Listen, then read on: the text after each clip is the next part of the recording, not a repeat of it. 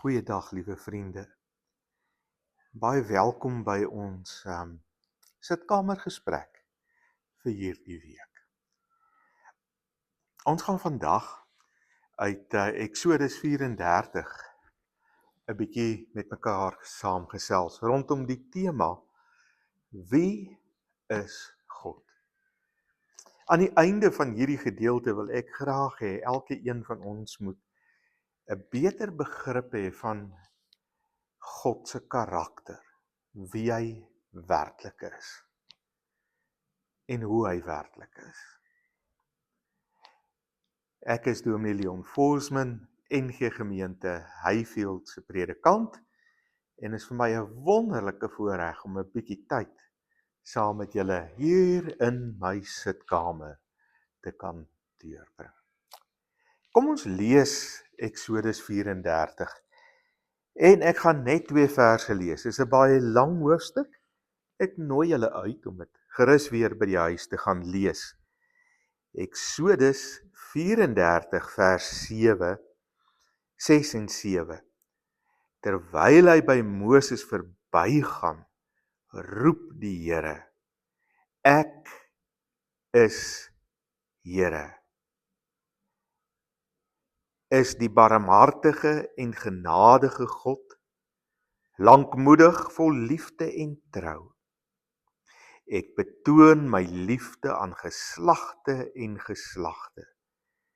Ek vergewe opregtheid, oortredinge en sonde, maar ek spreek niemand sonder meer vry nie. Ek reken kinders en kleinkinders die sondes van vaders, selfs tot in die 3de en die 4de geslag. Dit ons teks, net 'n enkele paar verse. Vriende, hierdie eerste vers 6, is in baie opsigte een van die belangrikste tekste waardeur ons God leer ken in die Ou Testament. Dis die eerste keer dat God in sy eie woorde homself beskryf, as ware. En wat vir my so diep tref wanneer hy dit doen, dan gebruik hy nie 'n klomp magsterme nie, oorlogsterme nie. Hy probeer nie vir Israel laat verstaan, hy is die alwetende God of heilige God nie. Maar wat hy in wese doen in hierdie 2 verse, is om homself bekend te maak as die genadige God. Die konteks is belangrik. Exodus 32.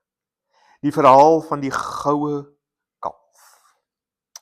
Moses kom van die berg af met die verbond, die 10 gebooie.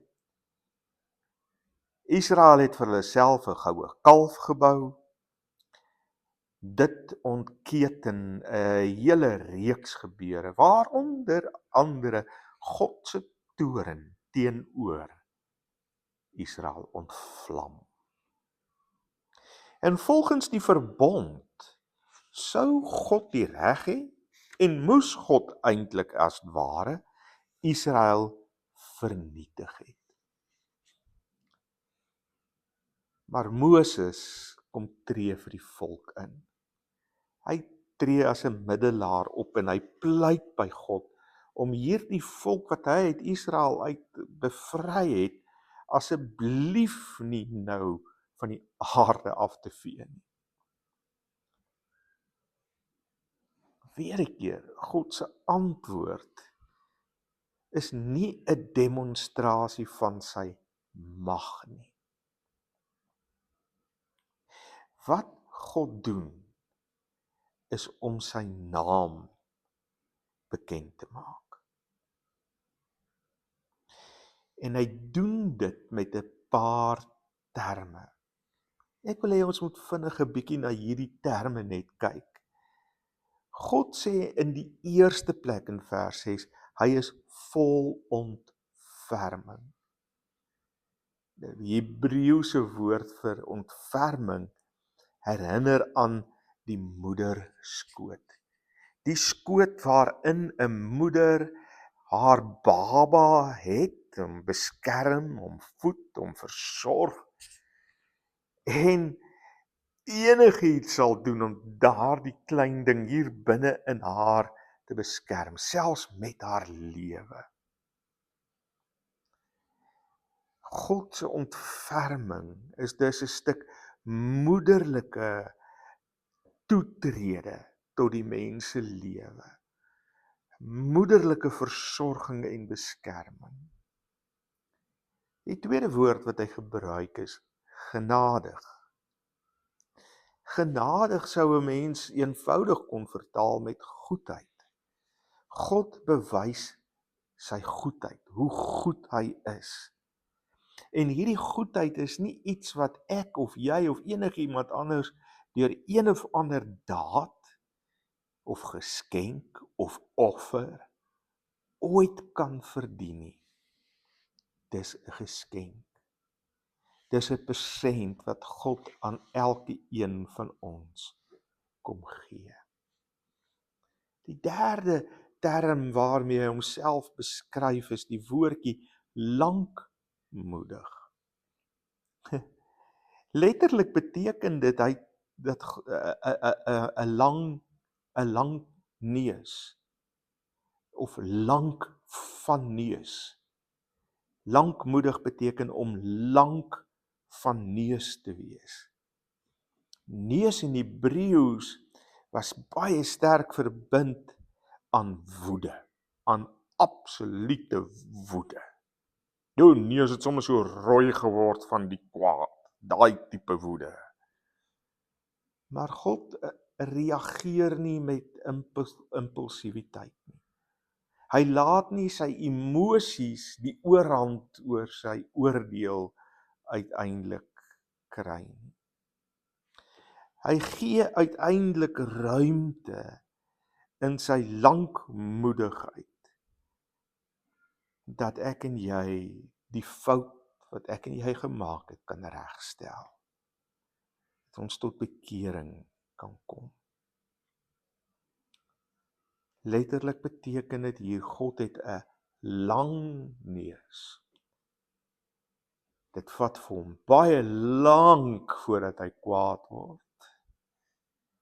Nie die Pinocchio neus van leuns nie, maar die goddelike neus, lang neus van groot genade.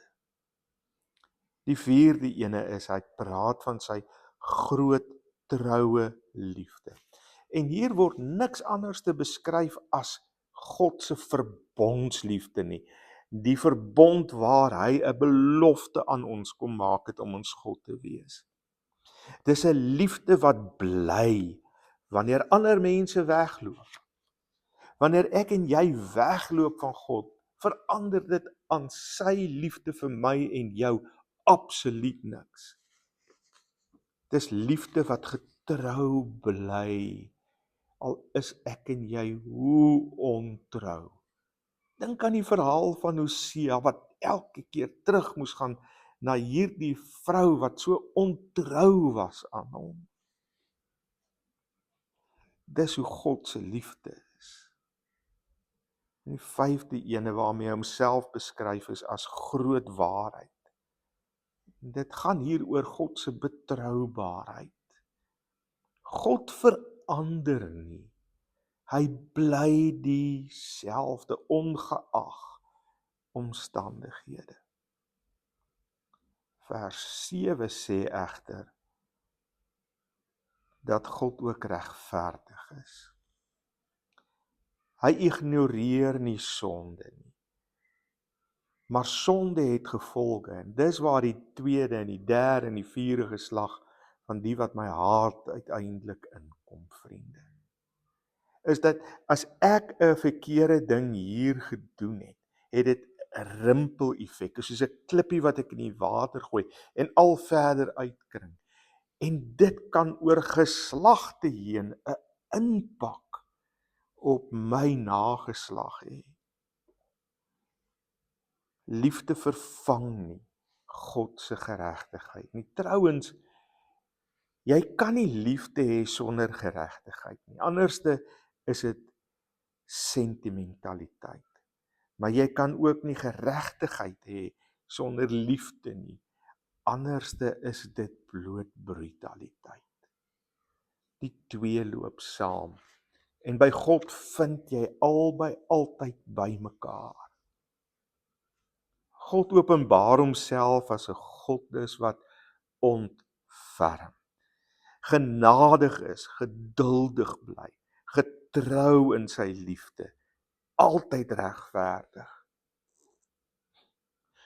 Ironies genoeg, dis presies hierdie selfopenbaring van God wat Jona uiteindelik in Jona 4 as 'n rede gebruik om God aan te kla. Hy sê vir God, ek het geweet dis presies hoe u gaan wees. Daarom wou ek nie na Ninive toe gaan nie. Ek het geweet u gaan genadig en geduldig wees en getrou in die liefde en regverdig en dat u hulle dus daarom gaan red. Ek het dit geweet. Ek het geweet wat u karakter is. Ek het geweet hoe u is. Dis 'n God wat ons vandag ontmoet. Dis die God wat ons vandag ontmoet. En wanneer ek en jy werklik hierdie God leer ken, verander dit ons manier van aanbidding. Nou aanbid ek God nie meer uit 'n plek van vrees nie, omdat ek bang is God is 'n wrede en kwaai God nie. Maar ek aanbid God uit 'n plek van verwondering. Hy kon so maklik anders gewees het, maar hy kies om genadig, geduldig, getrou in sy liefde te bly. Die grootste vraag nou, vriende, is nie wat ek vandag uiteindelik van God geleer het nie. Dis nie die grootste vraag waarmee ek en jy hier vandaan moet weggaan nie. Maar sal die God wat homself so aan ons bekend gemaak het, ook in my en jou lewe herkenbaar wees?